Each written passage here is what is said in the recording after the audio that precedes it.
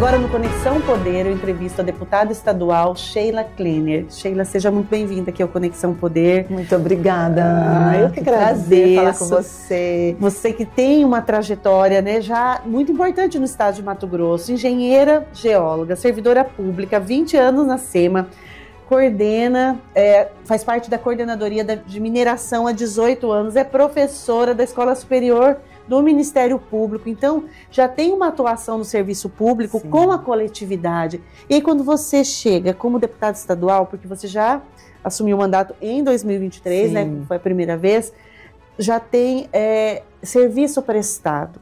E essa área que você atua, que é na geologia, na questão mineral, também é uma das suas bandeiras como deputada estadual? O que você contribuiu nesse sentido? Sim, primeiro eu quero agradecer o convite de estar aqui falando para você. Como eu te disse, já te conheço da TV, né, há muito tempo, acompanho o seu trabalho há muito tempo, já vejo você aí na televisão e é ótimo estar aqui. Bom, eu sou geóloga formada pela Universidade Federal do Estado de Mato Grosso, mestre em geociências também pela Universidade de São Paulo, e aqui, como eu atuo no setor da mineração, eu comecei a entender, né, como funciona o setor da mineração, e hoje eu sou sim uma das defensoras do setor mineral. Sempre eu fui, há muito tempo eu sou presidente da Associação dos Geólogos. Agora eu tenho que entregar meu cargo e sou vice-presidente da Federação Brasileira de Geólogos. Então, eu estou muito engajada em atividades classistas, né?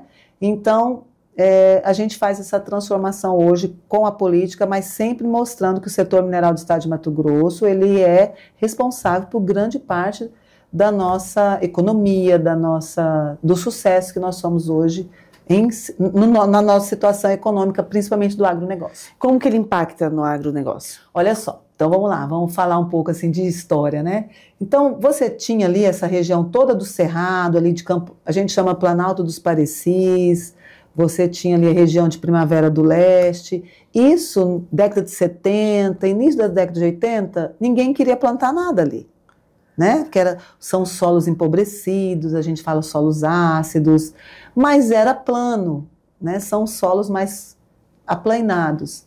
Então, quando você começa a ver a tecnologia de adubação, usando principalmente calcário, vindo de outros países para cá, opa, peraí, dá para a gente melhorar aquele solo. E se você hoje fizer um comparativo, todas as grandes regiões produtoras de grãos, perto tem uma jazida de calcário. Então nós temos aqui uma das maiores jazidas de calcário do mundo. Nós temos aqui na faixa, vem de Cáceres, aí ele vem Nobres, Rosário Oeste, Nova Chavantina, Água Boa. Então você tem uma faixa de calcário ali que atende toda aquela região ali com a produção de grãos. Então, isso faz com que melhore a terra e barateie o custo. Recentemente, você liderou uma audiência pública falando sobre fertilizantes, Sim. a importância das rochas na fertilização. Sim. É uma área subaproveitada aqui em Mato Grosso, quando a gente pega essa faixa, né, da rocha, que é importante. Uhum. Tem se olhado pouco para isso? Olha só, tem já cerca de 20 anos que o Brasil vem estudando, antes se falava de rochagem, hoje chama agrominerais remineralizadores. Isso seria o subproduto de algumas atividades minerais, porque, vou falar bem grosseiramente, algumas atividades minerais, por exemplo, o ouro, a extração do ouro. Depois que você retira o ouro da rocha, depois que você moeu a rocha, aquela porção que não serve, que não tem ouro, ela vai para um lugar que a gente chama de uma barragem de rejeito. Hoje aqui você tem areia, você tem argila, você tem água. Então, por exemplo, se você teve uma extração, por exemplo, de basalto, ali na região de Tangará, que a gente tem basalto ali. Você pode usar o basalto para brita, mas você também pode usar o basalto em pó de rocha e ele pode ser incorporado ao solo, porque ele tem magnésio, ele tem outros bens minerais, elementos químicos que podem ser incorporados à rocha. Então, se você tem algum subproduto de uma mineradora que pode ser incorporado à rocha, pode ser incorporado com restos orgânicos, isso faz com que melhore a fertilidade do solo. É óbvio que, como foi dito lá no evento, nós não estamos querendo não há possibilidade de substituir 100% a dependência dos fertilizantes, porque os fertilizantes, ele vem de fora. Mercado internacional. É muito caro. Então, se você diminui se você consegue implementar 5%, ou se você consegue implementar principalmente na agricultura familiar, porque a agricultura familiar, muitas vezes, ela fica de fora. Eu vejo ali, eu estive na SEAF conversando com a secretária, intermediando ali uma conversa com o Poconé, Livramento. Então, a gente sabe, eles pedem, a agricultura familiar, ela pede calcário para a SEAF, né? Então, a gente já sabe que tem essa necessidade também, porque quando a pessoa fala de fertilização de calcário, ela pensa só no agro gigante, né? E não, você tem ali a agricultura familiar que precisa também. Então, a gente pode ter soluções para diminuir ou esse 100%, né, 80%, 90% de importação de fertilizante através dos agrominerais. E aí a gente precisa de a busca constante por esses agrominerais, por essas jazidas. E aí você entra com pesquisa mineral que o Estado tem que investir. Então, para que a gente possa se tornar realidade a questão do fertilizante a partir das rochas, é preciso que o Estado invista em pesquisa para a gente conseguir alcançar esse resultado. Sim. Precisa. A gente tem que entender, primeiro a gente entende que a rocha, né, as jazidas, elas são requeridas por pessoas físicas ou empresas, né? Mas se o Estado de Mato Grosso investe também em pesquisa, ele pode contribuir sobremaneira com o desenvolvimento também, né, do agronegócio do Estado, porque vamos buscar fosfato. Então, a gente sabe que tem uma jazida de fosfato aqui, não sei se é Mirassol, 4 Marcos, que é de uma empresa privada, mas ela está ali parada por quê? Qual é o teor desse fosfato? Vale a pena financeiramente você montar uma mina dessa? É mineração, todo mundo tem um imaginário muito grande que você vai montar uma mineradora e você vai ficar milionário, e não é assim. Você tem que levar em consideração o teor desse fosfato.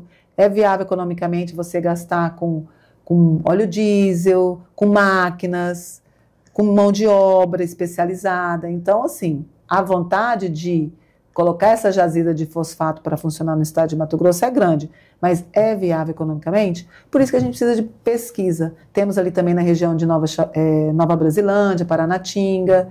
Então, a vontade é muita, mas tem que ver até que ponto é viável economicamente. Como deputada, você apresentou uma lei que, né, se estabeleceu como 2.303 de 2023, Semana da Geodiversidade. É no sentido de buscar conscientização, chamar atenção para todo esse tema, porque como servidora pública há 18 anos na Coordenadoria da Mineração, veio a partir dessa percepção do dia a dia? Sim, a percepção do dia a dia que a população tem muitas vezes um asco quando se fala em mineração. Porque toda vez que eu falo para alguém sobre mineração, se eu falar para você agora, o que vem na sua mente primeiro? Sempre vem primeiro a degradação.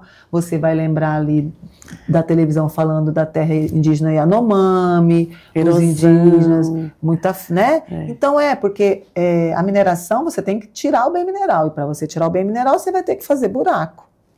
Então, o grande impacto ambiental, primeiro, para a população que não conhece, é o visual. Então, quando a gente pensou na Semana da Geodiversidade, é para falar dentro das escolas, lá no início, porque quando tem o primeiro contato que a criança tem com a geologia, é falando de dinossauros. Os dinossauros, eles estão ali dentro da paleontologia, que é uma das disciplinas que a gente estuda, né? Então, a gente fala de vulcões, de dinossauro, quando a gente começa a estudar. Mas vai muito além disso. Quando eu pensei na Semana da Geodiversidade, é para mostrar que Mato Grosso é um estado que ele cresceu através da mineração, né? Então você tem ouro, aqui, todas as histórias que a gente escuta falar aqui, né, das lavras do Sutil, não é? O pessoal fala, porque ali na igreja de São Benedito está em cima de uma mina de ouro, não é isso? Ouro no chão. Então, olha só, está dentro do nosso hino, está dentro da nossa história, né? Então nós temos ali Poxoréu, Guiratinga, aqui Alto Paraguai, Diamantino, a cidade Diamantino, né? Então, nosso estado, ele foi, eu digo que ele foi formado através dos bandeirantes que vinham buscar bem mineral aqui. Então, por que a gente não pode falar sobre isso? Né? Então, por que eu não posso explicar como se formou o Portão do Inferno? Porque está todo mundo falando tanto do Portão do Inferno, então por que eu não posso explicar isso? Como se formou? É tão lindo. O que chama a atenção de Chapada dos Guimarães se formou porque ali foi um mar. Né? Muitos anos atrás, ali foi um mar. Nós estávamos... Aqui também já foi muito tempo atrás para formar essas rochas. Elas eram todas dentro de uma bacia, né? Onde elas se depositavam. Aí esse soerguimento das placas tectônicas fez com que esse mar recuasse, aí você começa um tectonismo, você tem essas dobras. Por isso que Cuiabá não é plano. Por que Cuiabá? Isso que a gente quer mostrar para a criança na Semana da Geodiversidade. Por que nós temos o Cuiabá todo cheio de sobe e desce? Por quê? Porque em algum momento essas rochas sofreram uma compressão e formou essas dobras, e aí tem morro, tem fundo de vale. É isso. Então, é para isso que a gente formou, que eu fiz a Semana da Geodiversidade, para levar para a criança a história geológica do nosso estado. E que é possível ter a mineração e o meio ambiente convivendo em harmonia. Faz parte, né? A gente precisa da mineração e a gente precisa do meio ambiente. Quando eu falo com o minerador, não, mas o senhor tem que manter as áreas de preservação permanente. É importante ter a vegetação também em pé dentro da sua propriedade rural, porque a gente precisa dessa troca. O senhor precisa de água no seu empreendimento. Então, vamos cuidar das nascentes, porque se você não tem água, você não tem mineração. Muita coisa dentro da mineração, são poucos as atividades minerárias que não precisam de água.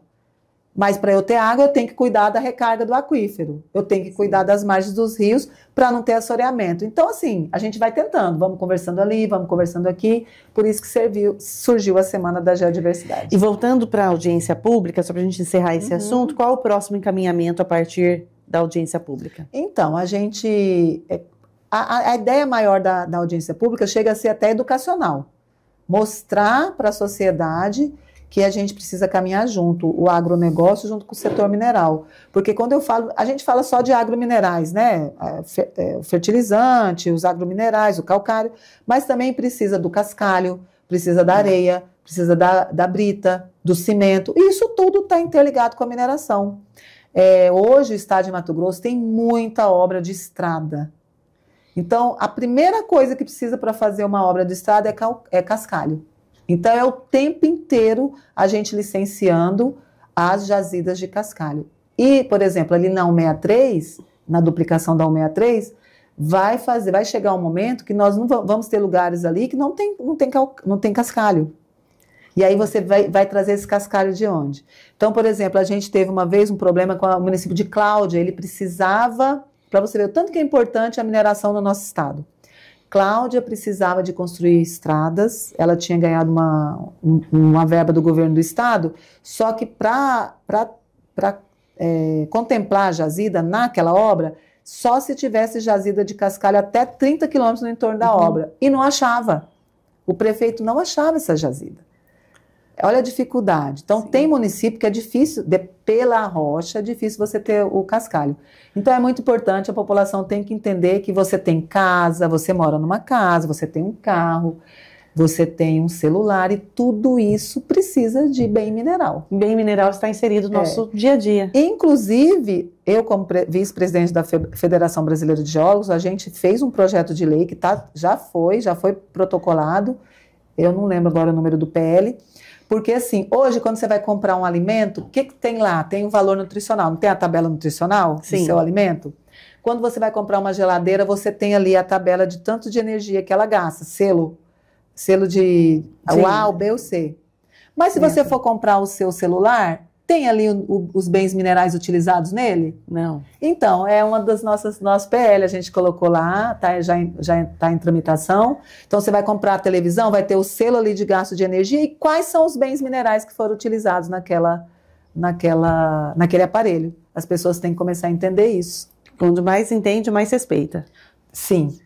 Deputada, uma das pautas também muito presentes na sua trajetória é a questão do combate à violência de gênero, o enfrentamento à violência contra a mulher. O Agosto Lilás, como mês de conscientização, também faz parte das suas iniciativas. Sim, olha só. O Agosto Lilás, ele é uma campanha de marketing adotado pelo governo federal e adotado por todos os outros governos, né? Então, o que a gente pensou? Vamos transformar numa legislação para que os órgãos do executivo realmente saiam do marketing, saiam do agosto, da faixa do laço lilás, para realmente falar sobre isso. Inclusive, eu fiz um requerimento para as secretarias, a gente vai mandar para todas as secretarias. Uma das prerrogativas do deputado é perguntar o que vocês realmente estão fazendo com aquela determinada lei, né? Então, eu fiz uma pergunta: vocês aplicaram a lei? Vocês fizeram campanha de conscientização, principalmente com os servidores? E todas as secretarias. Teria que ser. Né? Então, não é só tirar uma foto, todo mundo colocar um laço lilás, é falar sobre. E nós precisamos falar para os nossos homens sobre, alertá-los, né, sobre o que é. Olha só, eu tenho uma amiga, ela falou para mim assim: eu tive um relacionamento abusivo, e sabe como que eu descobri que meu relacionamento era abusivo? Eu falei, como? Ela falou, no BBB, porque tinha um rapaz que ele apertava a menina, ele falava você não sei o quê, e não foi daquele daqui de Sorriso, não, foi outro BBB, um outro. Ela é mais jovem, né? Eu falei, jura? Ela falou assim, a partir daquele momento, eu falei, ué, mas é isso que eu vivo. Ai, o meu namorado faz isso comigo. Ai, ele me trata assim. Isso é abuso? Porque daí começou a falar sobre isso. Então é importante, às vezes, a gente cresceu numa sociedade machista, eu posso falar por mim, muitas vezes eu tenho pensamentos machistas porque isso está dentro da gente. Então agora, como a gente vem falando muito, eu falo, opa, peraí. Então o objetivo dessa legislação, dessa lei, é fazer com que se debata, se fale para homens. E para as nossas colegas também, que às vezes elas podem estar passando por uma situação em casa e elas não têm noção, porque já está tão acostumado com aquilo, aquele relacionamento foi sempre tão ruim. Olha-se muito para o outro e pouco para si. Sim. E mesmo, né, em ambientes em que está todo mundo colocando laço, sim, mas sem compreensão real do que aquilo significa. Quantas vezes a gente vê que teve juízas passando por essa situação? Servidores públicos praticando violência também. Inclusive, dentro da minha secretaria, teve um assassino de mulher, né? Então, teve um colega, né, que matou aquela menina no Manso, que falou que ela pulou, onde já se viu, eu vou amarrar uma corda no meu cintura e vou pular, você me puxa. Ele trabalhava na secretaria. Advogado. Né? Então pode acontecer. Advogado, veja só, alguém que tem conhecimento de leis, trabalhava numa secretaria, num órgão público, servidor público, se relacionando com pessoas e tendo esse ímpeto de violência dentro de si. Totalmente dissimulado. Criando um fato, criando uma história. Que dissimulação é essa? Né? É muito dolorido. Então a gente precisa de falar para homens. Os homens têm que escutar e as mulheres também têm que tentar detectar que ela está passando por um relacionamento abusivo. Deputada, recentemente houve a intenção de instalar uma CPI sobre o feminicídio, porém não foi adiante, e nós temos na Assembleia uma Comissão Permanente de Direitos Humanos e Defesa da Mulher, e temos agora mais uma outra comissão especial de defesa dos direitos da mulher? Não, foi assim, a gente, né, a deputada Edna Sampaio, ela pensou, vou propor uma CPI, porque a gente precisava entender o que estava acontecendo. Porque hoje, aqui em Mato Grosso, o feminicídio ele não é um problema de segurança pública, ele todos estão presos. Também é muito fácil saber quem é, né? Sim. Porque o agressor, ele é o companheiro, ele é o namorado, ele é o companheiro, é o tio, é o cunhado, né? Então, a gente sabe quem é. Então, a segurança pública, ela está atuante. Agora, a gente não precisa deixar chegar no feminicídio. Então, onde que a CPI ela foi o instrumento que ela achou melhor, onde nós podemos atacar? Para fazer um diagnóstico. E aí, entendeu? Se não sei, né? Tirar as assinaturas, e aí cada um com a sua consciência vai entender lá o que passa na cabeça da pessoa. E diz que a palavra lançada, a flecha lançada, uma vez dita, não volta atrás, mas eles tiraram as assinaturas, então cada um com a sua consciência, né? Tá, então vamos propor uma comissão. Na semana passada, na plenária passada, então 2 pessoas propuseram a mesma, dizendo que é a mesma, né? Então o deputado Catani propôs uma comissão e a deputada Edna propôs outra comissão e virou aquela confusão que era uma mesma comissão. Eu entendo que não é a mesma comissão, eu entendo que o deputado Catani propôs uma comissão falando dos direitos das mulheres e a deputada Edna propôs uma comissão falando como que nós vamos combater o feminicídio. Então eu entendo que é tudo diferente. Quando você fala de direito da mulher, você está falando de direito à saúde, à educação, ao trabalho, à equidade de gênero. Tem que fazer sim, tem que ter essa comissão e tem que ver isso, porque os direitos das mulheres não são ouvidos dentro da Assembleia Legislativa. Nós temos uma única deputada, que é a Janaína Riva, que está lá sozinha há muito tempo. Então a gente precisa sim fazer sobre os direitos das mulheres, de representatividade, de equidade salarial, né? Agora, a comissão que vai falar sobre feminicídio, ela vai tentar atingir o máximo possível de pessoas e fazer uma busca. Por que isso está acontecendo? Detectar onde está tendo a falha, onde o que precisa reforçar, mas no sentido de recriar isso, né, de aprimorar. Aprimorar, porque olha só. E como está essa comissão? Então, agora eu não sei o que vai acontecer, porque tem 2, estão falando que elas são iguais. Eu entendo que elas não são iguais. Eu entendo que elas são diferentes. E aqui a gente quer atacar o ponto. Onde que está? Por exemplo, quando em 2023, eu ia propor a criação do observatório, dos moldes que tem no Senado e dos moldes que tem, acho que na Assembleia Legislativa de Santa Catarina. Esse observatório serve para quê? Para fazer realmente um diagnóstico. Você vê quem matou, quem morreu, o dia que foi, você vê tudo. Aí você vai entrar na classe social, você vai entrar na classe educacional, na faixa etária. Aí você vem no processo, tem advogado, não tem advogado, está em segredo, está sim de segredo de justiça em feminicídio, né? Teve órfão de pai, órfão de mãe, estava com medida protetiva, estava sem medida. Então você vai muito mais além. Então, quando eu fui propor isso, eu vi que já tinha. Então, e eu pedi para que ela fosse instalada realmente. E ninguém falou nada, isso está morto. Aí eu voltei a falar disso de novo, porque a lei está aí, tem que funcionar. Porque se a lei estivesse funcionando, a gente tinha um diagnóstico para ver onde que o governo pode atacar.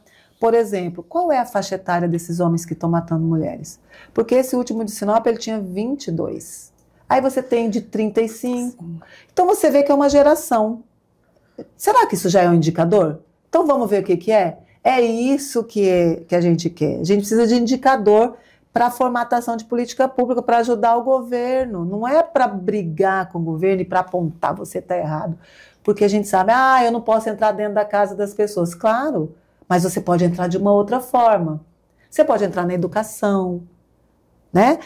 Essa mulher ela está ali com ele porque ela não tem como sobreviver, ele que paga o alimento, ele paga o aluguel, ele paga a comida.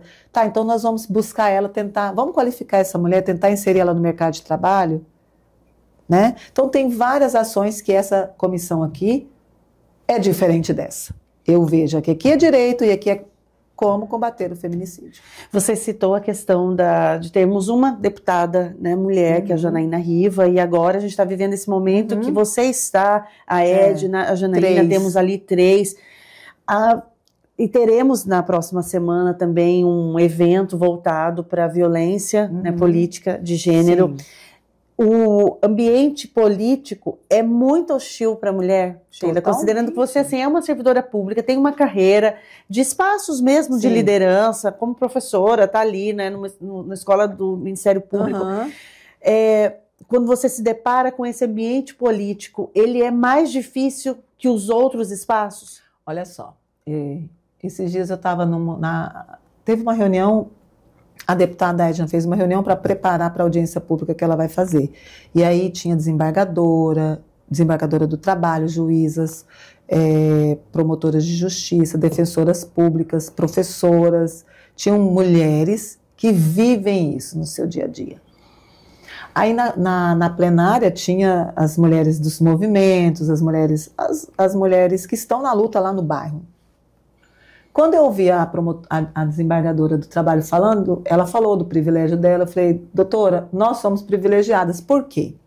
Eu vivo num ambiente extremamente masculino, que é a geologia, que é a mineração. Eu já trabalhei, eu era a única mulher com 40 homens, né? Então você tem ali os mineradores de todas, né? Sim. De todas as classes sociais e todos, né?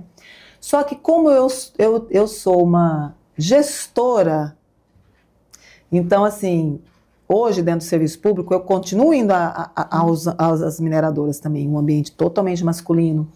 Eu sou conselheira do CREA, um ambiente totalmente masculino. Eu sou a primeira coordenadora das câmaras nacionais de Geologia e Engenharia de Minas do CONFEA. Nós temos 5 mulheres, pela primeira vez na história do CONFEA, 90 anos, que tem uma mulher nessa câmara.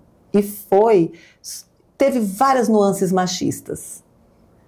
Então, talvez a maneira que eu me imponho e onde eu estou, lá, não estou falando da Assembleia ainda, estou chegando na minha vida, no meu serviço público, né? Então, talvez pela posição que eu ocupe, sim, eles têm que me engolir.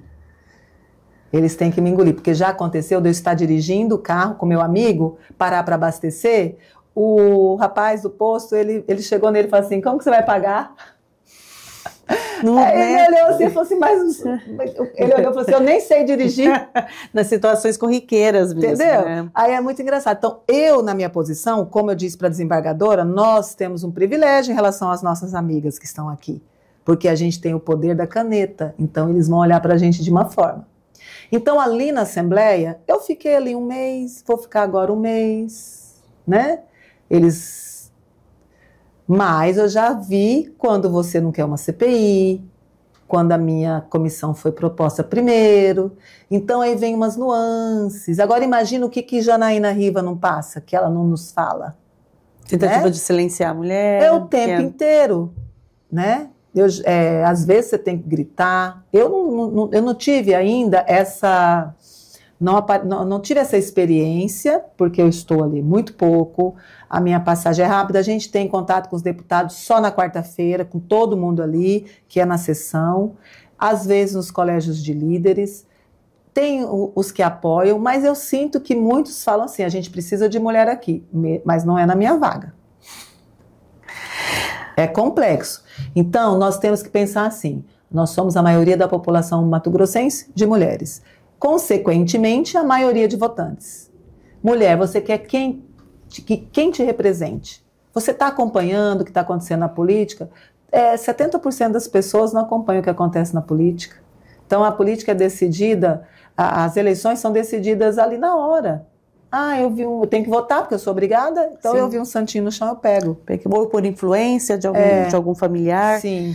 Existe a intenção de continuar na política, sim, de concorrer no próximo ano, né? Ano que sim, vem é ano eleitoral, sim, para a vaga de deputado estadual, sim, no partido. O PSDB é um partido que ele enfrenta um esvaziamento. Sim. Um partido que já teve um momento, citando aqui Mato sim, Grosso, de auge, sim, de muita força, e hoje sim, a gente se depara com desafios que o partido vem vivendo. Existe uma estratégia de fortalecimento do partido, e também essa vontade de continuar na carreira política, deputado estadual, ou seria federal, enfim. Sim, eu sou pré-candidata, eu acho que eu tenho muito a contribuir. Estadual? A estadual. Sou pré-candidata a deputada estadual. As pessoas falam, mas as suas pautas são tão pautas assim federais, você fala de coisas assim, você fala de agronegócio, você fala de mineração, né? Então, assim, suas pautas são federais. Eu entendo que eu tenho muito para contribuir para Mato Grosso, modéstia à parte, sou competente, né? Eu sei da minha competência, eu gostei, eu acho que eu posso contribuir muito por várias causas. Eu gostaria de estar ali, eu gostaria de debater sobre desenvolvimento sustentável, eu gostaria de debater educação, falar sobre recursos naturais, sobre resíduos sólidos. Eu sou apaixonada nesse tema. Então eu teria tanta coisa, cultura, né, tanta coisa que eu teria para contribuir ali. Eu não tenho tempo, porque é um tempo curto, então eu fiz as audiências públicas para falar sobre a causa animal ontem. Quero falar sobre a causa animal. A gente teve ontem a nossa, né? Então, assim, eu sou pré-candidata, sim. Estou com o deputado Carlos Avalone, nós estamos tentando ali ver o que a gente faz, ele está tentando montar.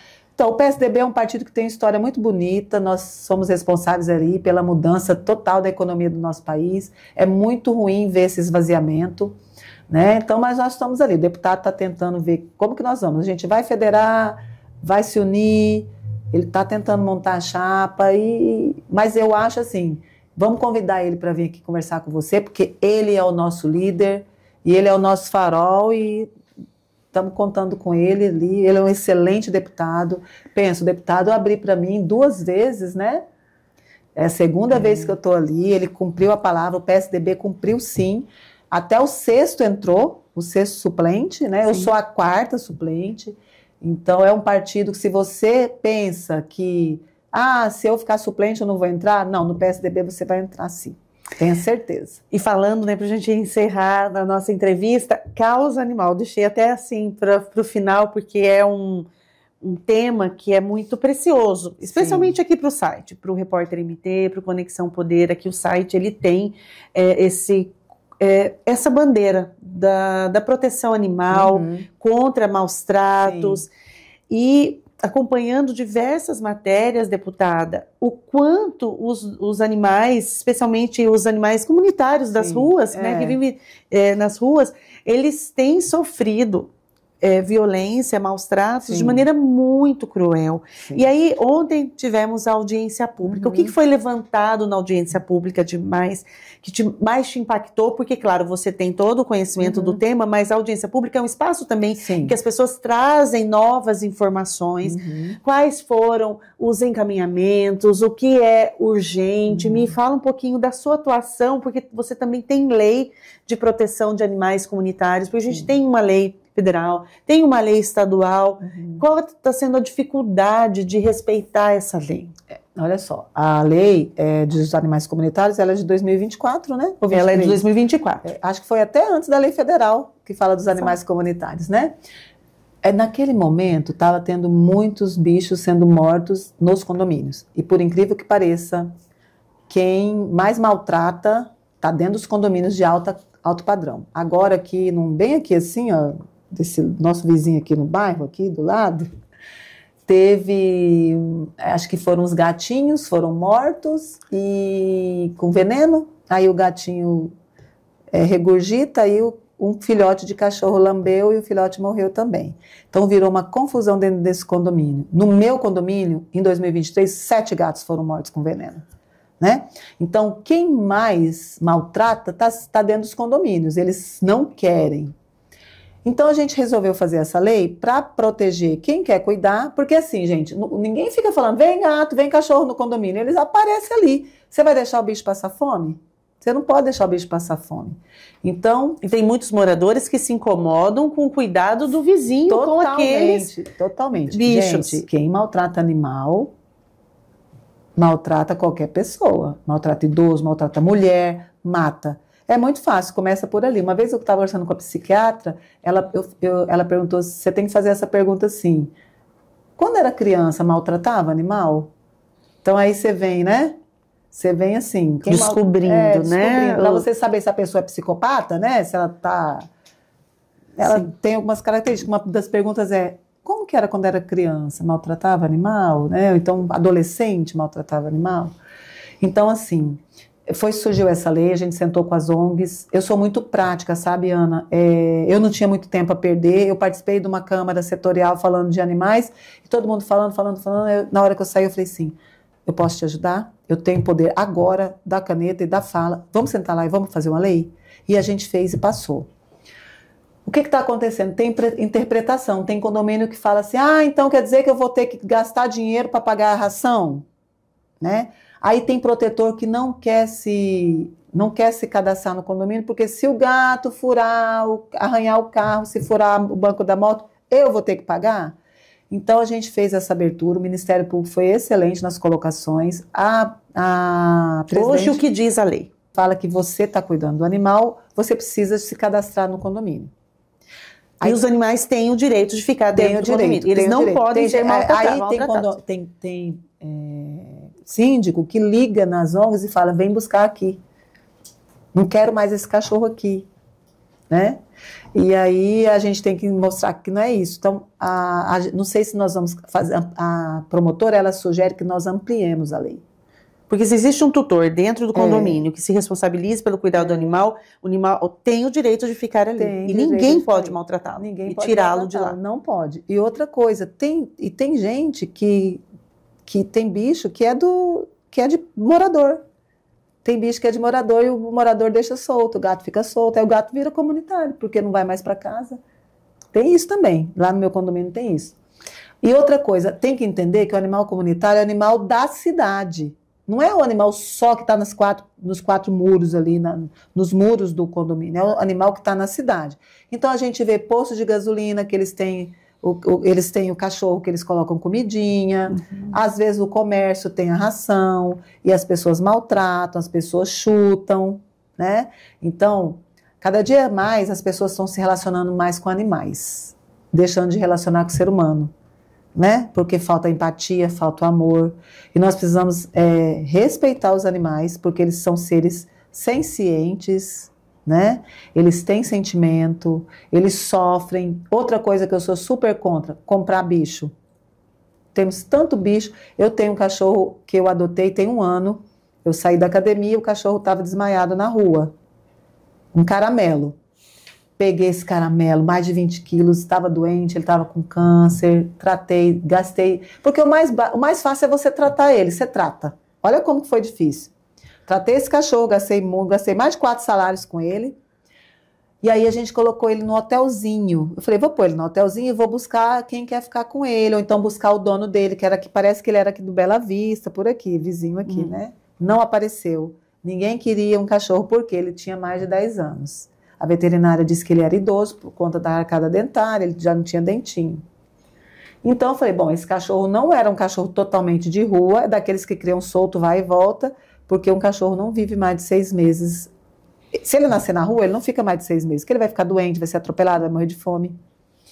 Então, ninguém queria o cachorro. E eu já tenho um Poodle Toy, que é meu irmão, que era da minha mãe faleceu, minha herança. É o Romeu. O Romeu é famosíssimo, tem 17 anos. Nossa! E ele teve epilepsia, já tomou remédio, então é um guerreiro, é um Highlander, Poodle não morre nunca. E aí, o que aconteceu? Ele é apaixonado por cachorro. Depois vocês olhem aí nas minhas redes sociais, o Romeu e o Jajá. Aí eu falei, gente, não vai ter jeito, eu vou ter que ficar com o Jajá. Porque a gente pôs o nome dele de Jajá. É Jagunço, mas é feio esse nome. E ele é Jajá. Então, aí eu entendo como é difícil onde você vai colocar depois esse animal. Esse que é o grande problema. As ONGs estão lotadas. Eu estava conversando com a delegada, a Liliane Murata, delegada titular lá da Delegacia do Meio Ambiente. Acho que esse ano já foram mais de 700 chamados. Eles conseguiram resolver 500 e poucos casos, e sendo 100 e poucos reincidentes. Só que ela não conseguiu me falar se era gato ou se era cachorro. De maus tratos? De maus tratos. E aí eles chamam a DEMA achando que a DEMA vai levar ele para uma ONG, a DEMA vai fazer resgate. A DEMA não faz resgate. Mas também o policial vai fazer... Ele vai lá, ele vai tirar de lá, e onde que vai pôr? É muito complexo, por isso que a gente tem que ter programa de castração. O Brasil tem mais de 30 milhões de animais de rua. E a Secretaria de Bem-Estar Animal aqui de Cuiabá participou e também trouxe a dificuldade que tem. Sim, super difícil, é muito difícil. Gente, é difícil para quem... Outra coisa... Para todos os lados. Os protetores independentes é difícil também, porque eles estavam falando assim, tem gente que resgata e configura maus tratos. Por quê? Porque você vai resgatando, e é assim, você começa a resgatar, você vai resgatando, você não consegue falar não, aí você tem bichos que estão com todo tipo de doença, e ele acaba passando de um para o outro. E o protetor independente, ele não tem condição financeira, ele vai fazendo com o dinheiro dele. Então, ele está ali com aquele monte de bicho, às vezes está com problema para dar ração, é muito, eles comem muito, é óbvio, eles são animais, né? Água, ração, remédio. Ser vivo. E aí vai passando, tem verminose que pode passar de uma para outra. Ah, ela está cuidando, mas ela está com maus tratos. Às vezes é acusado de maus tratos por conta disso. Então tem vários problemas, falta de recurso, não são todos os municípios que têm o bem-estar animal. E, deputada, muito complexo. Você citou o Ministério Público, que é uma ampliação dessa lei? A gente pensa em nós vamos... Sugeriu, né? Sugeriu, a OAB também sugeriu, nós vamos sentar e provavelmente a gente vai fazer alguma emenda nessa lei. Vamos melhorar a lei. Para... proteger mais os animais e proteger mais quem quer cuidar. Porque eu sei que muita gente fica com medo o que aconteceu lá no meu condomínio é porque o gato subiu na moto e furou o banco. Aí virou uma confusão. De repente a gente pode pensar do condomínio mesmo, comprar uma capa para aquele banco, né? Pensar outras possibilidades, né? De resolver a partir dos casos concretos. Surgiu uma ideia das empresas que quer implementar o ESG dentro da empresa, também pensar na causa animal. Né? Aí talvez seria mais uma coisa de governo federal, abate e imposto de renda. Sim. Porque as ONGs, às vezes, elas não conseguem recurso porque não tem uma política de governo. Isso não está na lei de diretrizes orçamentárias, não se fala da causa animal, assim como não está claro o orçamento da mulher, o que está gasto ali. Uma das coisas que a gente gostaria de ver é onde que o dinheiro está sendo aplicado para o combate à violência contra a mulher, né? E a mesma coisa sobre a causa animal, ela não está dentro do orçamento do governo, então vai mais para buscando emendas parlamentares e muitas vezes elas não conseguem receber emendas porque elas não têm um CNPJ, um instituto, porque a gente sabe que tem toda essa burocracia para conseguir a emenda. Mas são causas que aparecem nas campanhas políticas. Todo mundo aparece, né? Com a causa animal. É verdade. Campanha de castração também é uma preocupação? É importante, precisa fazer a castração. E as pessoas têm que parar de comprar animal, porque é muito caro você manter um animal. É muito caro. O Jajá e o Romeu, eles são muito caros para mim. Então, eu tenho condição, ainda bem que eu tenho condição, não tenho filhos, né? Eu tenho condição de cuidar do cachorro, mas você pega o cachorro, ele é tão lindo quando ele é bebê, ele vai crescer, ele vai ficar velho, ele vai ficar doente, ele vai precisar de atenção. De medicação. E é muito caro, eu vejo gente comprar, eu paguei, o cachorro veio no avião, o Lulu da Pomerânia, de R$5.000. É muito caro, husky. Todo mundo quer ter um husky. Gente, um husky ele precisa de água, ele precisa de gelo, ele precisa de ar-condicionado. É um cachorro de neve. O que esse cachorro está fazendo em Mato Grosso? É sofrido. Então as pessoas têm que pensar nisso. Eu estou com o meu cachorro aqui, mas eu vou mudar. Eu preciso devolver. Você quer ficar com o meu cachorro? Porque eu vou mudar, não cabe. Eu vou mudar para o apartamento, não cabe. Gente, o cachorro, que isso? Ele não é uma boneca. É um animal, ele te ama. Que dó! Aí eles abandonam, tem os locais que eles abandonam muito lá no Pé da 90, se eu não me engano, sempre vejo abandonar lá. E tem cachorro de raça abandonado, sim, porque ninguém não suporta o financeiro do cachorro. E muitas vezes abandonam nas estradas, nas rodovias, e eles ficam em risco e são atropelados. Olha, é dolorido. Isso a gente está falando só de animal doméstico, os animais silvestres. É muito complexo. É uma causa assim que na minha campanha, eu não falei de causa animal, né? Eu falei da educação, eu sempre digo, a educação me trouxe até aqui, eu estou aqui com você porque através da educação, o que os meus pais puderam me dar, e me deram muito bem, graças a Deus, né? Sempre estudei em escola pública, defendo a escola pública de qualidade, mas não tem como você fugir da causa animal. Eu sou uma pessoa que estou o tempo inteiro nessa luta aí pelo bem-estar dos animais, não tem como fugir disso. Mas é de verdade, a minha luta é de verdade. Deputada, eu agradeço demais a sua presença aqui no Conexão Poder. A gente tem assuntos para vários programas. Tinha tanta coisa para falar, né? Mas certamente estará em outra oportunidade também, com ali certeza. No mandato legislativo. Deixo a câmera aberta para alguma consideração que a senhora queira fazer. Bom, antes das minhas considerações finais, eu preciso de falar da lei que proíbe o uso de cigarro eletrônico em ambientes coletivos. É uma lei que foi sancionada de minha autoria, que eu acho de suma importância, porque às vezes a gente vai em restaurante, em show, e as pessoas estão fumando cigarro eletrônico. E cada dia que passa a gente vê que é muito prejudicial. Os jovens, eles usam o cigarro eletrônico como uma forma de... até como um acessório, como uma forma de inserção ali no meio, no grupo. E aquilo ali dá a impressão de que você pode fumar ele em qualquer lugar. Então, a partir da minha lei, é proibido em restaurante, em shows, em ambientes coletivos. Se você quiser fumar o seu cigarro, você vai fumar lá sozinho no meio da rua, longe da gente, assim como o cigarro normal. E eu quero também convidar vocês, mulheres e meninas do estado de Mato Grosso, para entrarem na política. Venha para a política. Se você não é uma pessoa que quer fazer parte de um partido político, mas que você se insira através da busca de mulheres que podem te representar. Porque a gente fala tanto da equidade, nós somos um estado que nós temos 52% da população é de mulheres, consequentemente, a maioria dos votantes. Nós precisamos entender que nós só seremos ouvidas se nós tivermos representatividade no parlamento, que é um espaço de poder e de fala para você, mulher. Então, venha para a política, interesse por política, e é isso que eu tenho para falar para você, menina e mulher do estado de Mato Grosso. Muito obrigada. Muito obrigada, deputada estadual Sheila Kleiner, minha entrevistada de hoje.